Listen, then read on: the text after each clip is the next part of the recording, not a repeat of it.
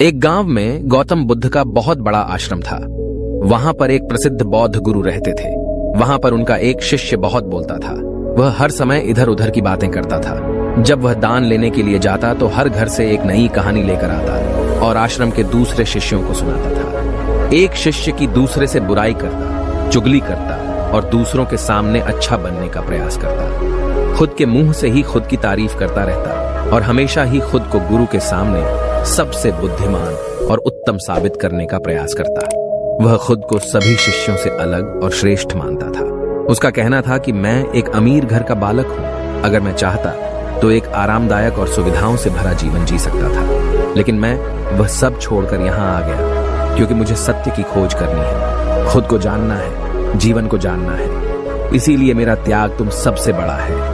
एक दिन गुरु ने आश्रम के सभी शिष्यों को बुलाकर कहा, आप सभी को अगले 1 महीने के लिए कोई न कोई संकल्प लेना है। इससे आपकी संकल्प शक्ति मजबूत होगी और आप में आत्मशक्ति का संचार होगा। आप सभी अपने सामर्थ्य के अनुसार कोई भी संकल्प ले सकते हैं और यदि 1 महीने से पूर्व आप में से जिसका भी संकल्प टूट जाएगा तो वह अपनी पुरानी दिनचर्या में वापस आ जाएंगे।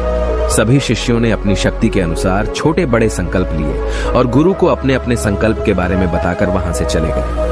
लेकिन वह शिष्य जो खुद को सबसे अलग और बड़ा दिखाना चाहता था, वह सीधे गुरु की कुटिया में पहुंच गया और बोला, मैं कोई छोटा मोटा संकल्प नहीं लेना चाहता, बल्कि खुद की ही जैसे एक बड़ा और महान संकल्प लेना चाहता हूं। कृपया आप ही बताएं क्या संकल्प लेना चाहिए। उसकी यह बात सुनकर गुरु मुस्कुराए और बोले, क्या तुम मेरे द्वारा दिए गए संकल्प को पूरा कर पाओगे? क्या तुम्हारे लिए उसे पूरा करना संभव होगा? शायद नहीं। वह तुम्हारे लिए संभव नहीं है, तुम उसे पूरा नहीं कर पाओगे। इसीलिए तुम खुद ही कोई संकल्प ढूंढो। शिष्य ने कहा, नहीं गुरुदेव, आप जो भी संकल्प मुझे देंगे मैं जरूर उसे पूरा करूंगा।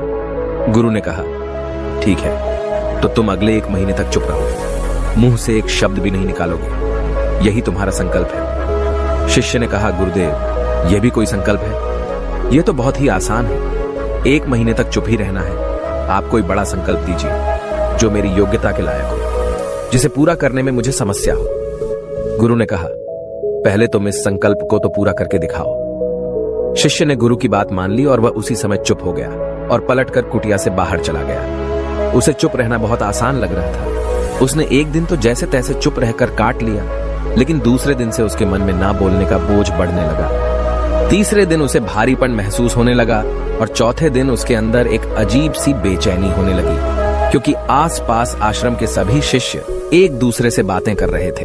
वह भी अपना पक्ष उनके सामने रखना चाहता था, उनकी बोलती बंद कर देना चाहता था, लेकिन उसका संकल्प उसके आड़े आ रहा था। इसीलिए वह पूरे दिन सिर्फ मुंह और आंखें बनाता रहता। इसी तरीके से कुछ दिन और बीते और वह शिष्य बीमार पड़ गया। उसका सिर फटा जा रहा था।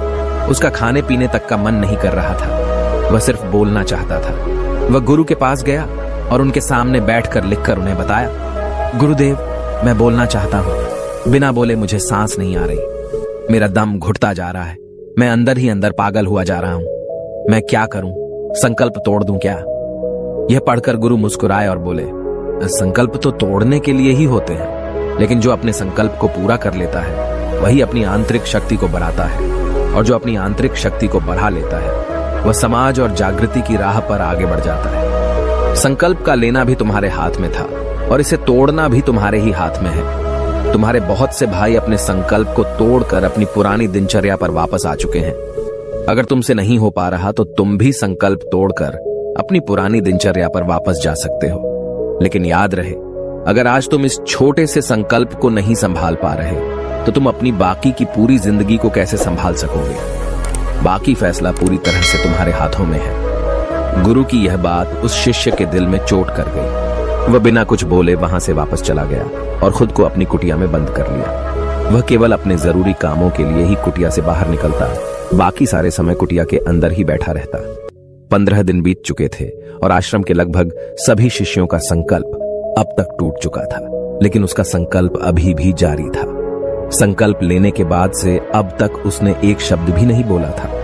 सारा आश्रम हैरान था कि इतना बोलने वाला इंसान चुप कैसे हो गया। 15 दिन बीतने के बाद वह दोबारा अपने गुरु के पास गया और लिखकर बताया है, गुरुदेव, मैं बाहर से तो चुप हूं, लेकिन मेरे भीतर बहुत सी आवाजें हैं, बहुत सी चीख पुकार और शिकायतें हैं। मैं अंदर ही अंदर बात करता रहता हूं। मेरा मन तरह तरह के प्रश्न पूछता रहता है। मैं बाहर से जितना मौन हूं, भीतर से उतने ही शोर शराबे से भरा हुआ हूं। क्या इस तरह से मेरा संकल्प अभी भी जारी है? गुरु ने कहा, हां, तुम्हारा संकल्प अभी भी जारी है, लेकिन जब तक लोगों की यह आवाजें तुम्हारे कानों में पड़ती रहेंगी, तुम्हारा मन बोलता रहेगा, क्योंकि इसे तो आदत है बोलने की। तुम भले ही बाहर से चुप रहो, लेकिन तुम अंदर ही अंदर बोलते रहोगे। तुम्हें इन बातों से, इन आवाजों से दूर जाना पड़ेगा। शिष्य गुरु को प्रणाम कर वहां से चला जाता है और सुबह होते ही अपनी कुटिया छोड़कर जंगल की तरफ चला जाता है। कई दिन बीत जाते हैं, संकल्प का समय भी पूरा हो जाता है,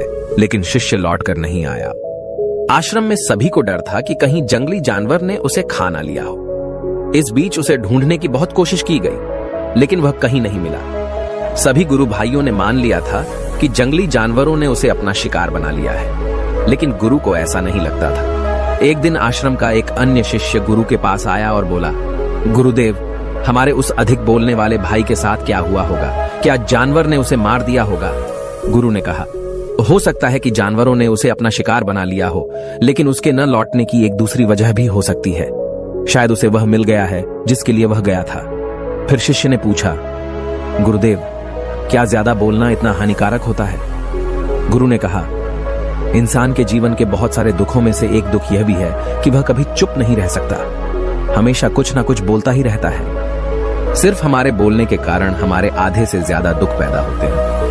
परिवार के अधिकतर झगड़ों की वजह हमारा बेमतलब बोलना ही होता है। हम में से कोई भी चुप नहीं रहना चाहता।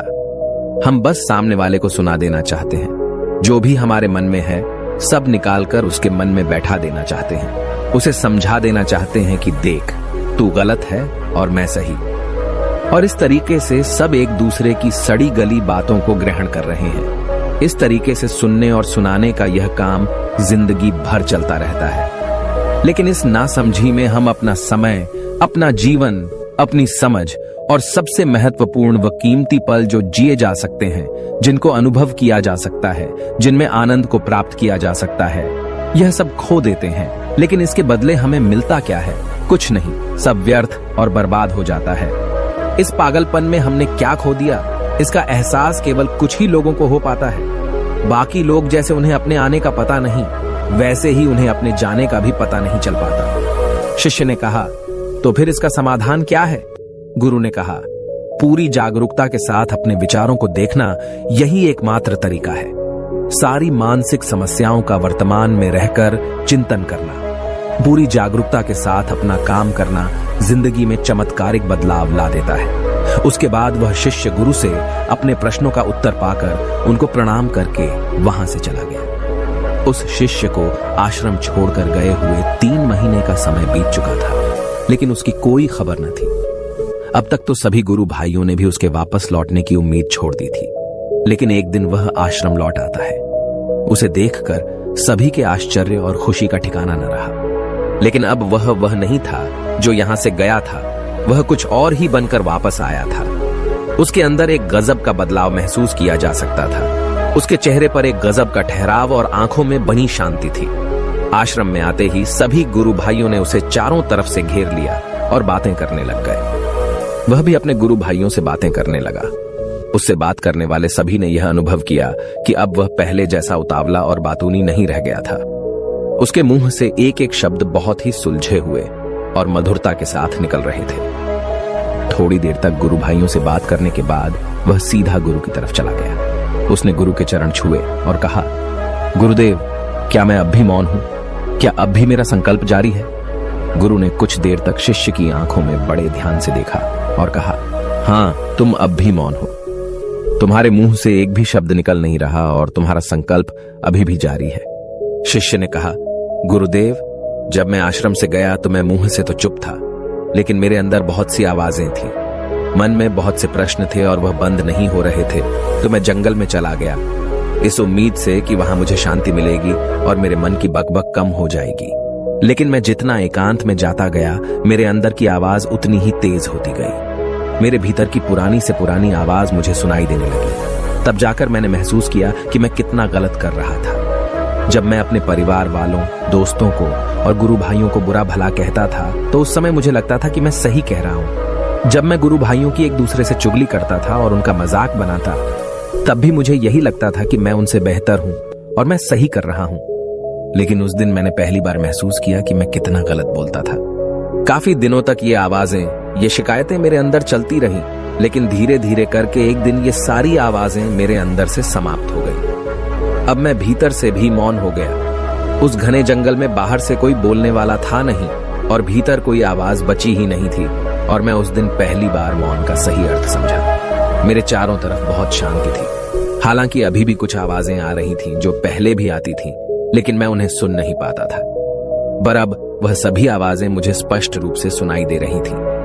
हवा के चलने की आवाज, चिड़ियों के चहकने की आवाज और पानी के बहने की आवाज। ये सभी आवाजें मैंने पहली बार पूरे होशपूर्वक सुनी। अपने चारों तरफ इतनी शांति मैंने पहले कभी महसूस नहीं की थी। तो इस शांति को भंग करने के लिए मैंने पहली बार अपने मुंह से कोई शब्द निकाला।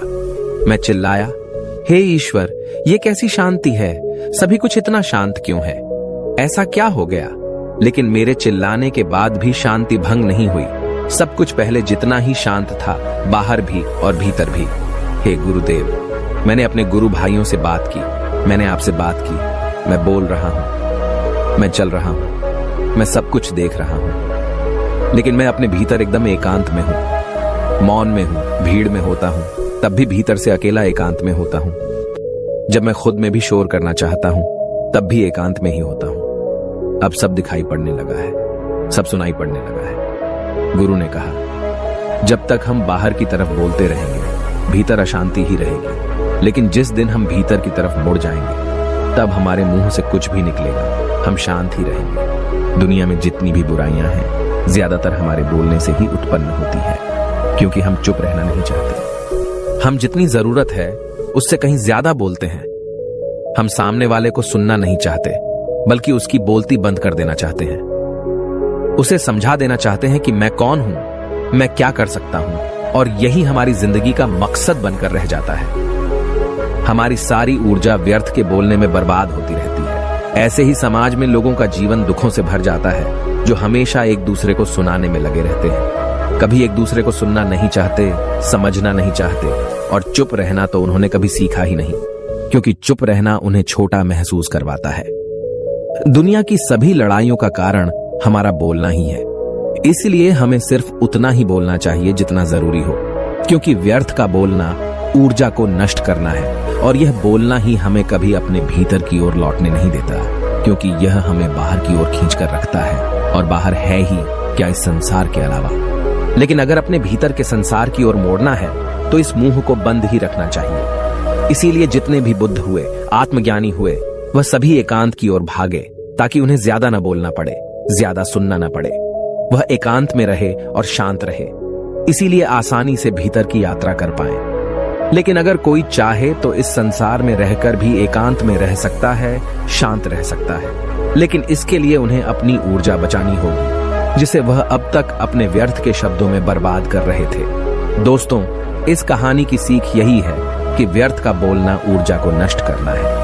ज्यादा और व्यर्थ बोलना ही हमें अपने भीतर की ओर लौटने नहीं देता, क्योंकि यह हमें बाहर की ओर झुकाए रखता है, और जिन्हें भीतर की यात्रा करनी है उन्हें अपने मुंह को बंद ही रखना चाहिए।